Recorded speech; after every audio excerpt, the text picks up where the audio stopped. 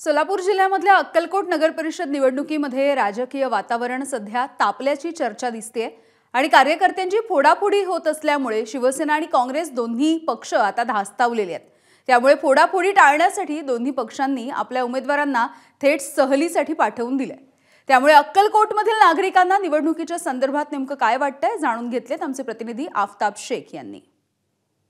एका चहाच्या कॅन्टीनवरती आपण आहोत। इथं सगळे लोक मॉर्निंग वॉक साठी आले। सकाळच्या थंडीमध्ये राजकारणाच्या गरमागरम चर्चा ज्या आहेत त्या रंगताना पाहायला मिळतात आणि इथल्या नागरिकांना आपण बोलण्याचा प्रयत्न करूयात की नेमकं काय अक्कलकोट मधलं वातावरण सध्या आहे। तर काय वातावरण, थंडी तर प्रचंड आहे, राजकारणाचं काय वातावरण आहे? राजकारण तापलेलं आहे, गरम चहासारखं गरम तापलेलं आहे, भाजपामय झालेलं आहे।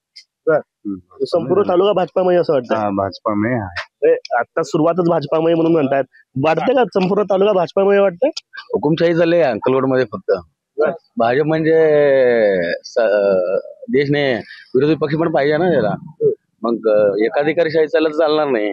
गेल्या 17 वर्ष काँग्रेसचं शासन होतं, मंत्रीपद होतं, अक्कलकोटाचा विकास कुठं झाला? 2014 ला काँग्रेसच होतं, आमदार काँग्रेसचा होता, वर्ण निधी भाजपने भरपूर पुरवलं, तरी कुठला विकास झाला नाही। 19 पासून आज 7 वर्ष झालं अक्कलकोटचा कायापालट चालू आहे। ना सिटी म्हणा, तालुका म्हणा, सर्वत्र विकास कामच चालू आहेत आणि ज्याप्रमाणे कॉरिडॉरची आमची मागणी आहे तोही कॉरिडॉर लवकरात लवकर व्हावं हे आमच्या सत्ताधारी आणि आपले स्थानिक आमदार यांच्याकडनं आमचं अपेक्षा आहे। विकासापासून कायम वंचित राहिलेलं शहर आहे, त्याच्यात आज आम्हाला विकास म्हणजे काय आज दिसत आहे।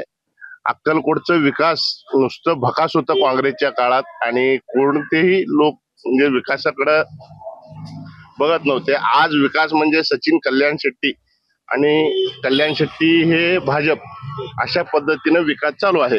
आता मात्र विकास व्हायला लागला, भरपूर निधी यायला लागली, प्रत्येक काम व्हायला लागलंय, चांगलं काम व्हायला लागलं। मेत्र साहेबांनी काहीच केलं नाही असं म्हणायचं? ते केले, तिने पण केले, मात्र आता जे विकास जे स्पष्ट दिसायला लागलाय ते खूप चांगल्या प्रमाणात।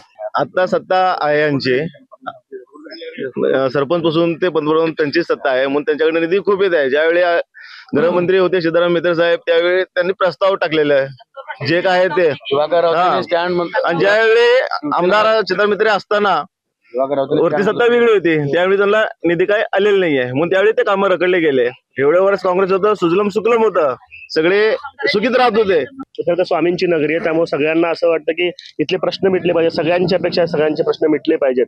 मात्र सुरुवात होतीये आणि नगर परिषदेमध्ये काय होतं, निकाल कोणाच्या बाजूनं, खरं तर हे सगळे समर्थक आणि विरोधक आहेत, जनता कोणाच्या बाजूने कौल देते हे पाहणं तितकंच महत्वाचं नाही। अर्थात 3 तारखेला निकाल स्पष्ट होतील, त्यानंतर सगळं चित्र स्पष्ट होणार आहे। कॅमेरा पर्सन युक्त आफताब शेख, एबीपी माझा, अक्कलकोट, सोलापूर।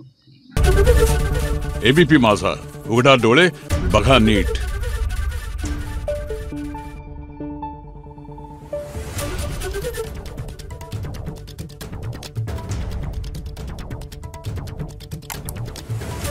you